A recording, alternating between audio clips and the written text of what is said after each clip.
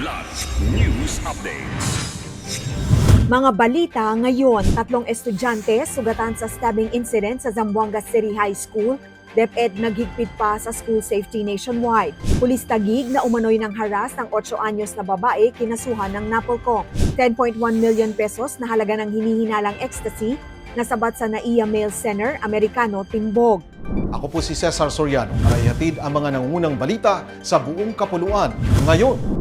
3 estudyante ang sugatan matapos ang isang stabbing incident sa loob ng silid-aralan sa Cabaluay National High School sa Barangay Cabaluay, Zamboanga City noong July 1, Miyerkules.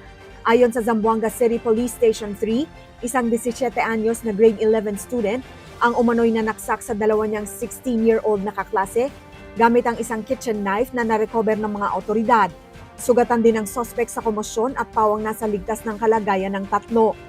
Agad na bumisita si Mayor Kimer Olaso kasama ang mga opisyal ng pulisya, barangay, social welfare at paaralan at personal na nakipagpulong sa 3 estudyante at kanilang mga magulang upang matiyak ang agarang intervention. Kasunod ng insidente, nagpatupad ng mandatory bag inspections ang Barangay Cabaluay, katuwang ang Barangay Tanod at SPTA, habang iniutos ng Department of Education o DepEd sa lahat ng paaralan ang paghihigpit ng school safety at child protection measures. Kinasuhan ng National Police Commission o NAPOLCOM ng grave misconduct at conduct unbecoming of a police officer si Police Corporal Michael Joe Auren Nogales ng Taguig City Police Station Substation 4 dahil sa umano'y sexual harassment sa isang 8 anyos na batang babae sa Taguig City.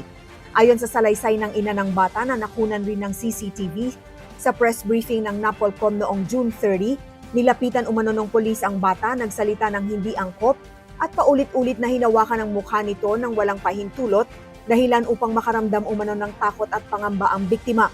Kasabay ng paghahain ng reklamo, inatasan din ng NAPOLCOM ang pagrerepaso ng recruitment at screening process ng Philippine National Police o PNP upang maiwasang makapasok sa serbisyo ang mga hindi karapat-dapat magsuot ng uniforme. Mahigit 10.1 million pesos na halaga ng hinihinalang MDMA o ecstasy ang nasabat ng NAIA Interdiction and Airport Investigation Task Group sa isang interdiction operation sa Central Mail Exchange Center sa Pasay City noong June 30.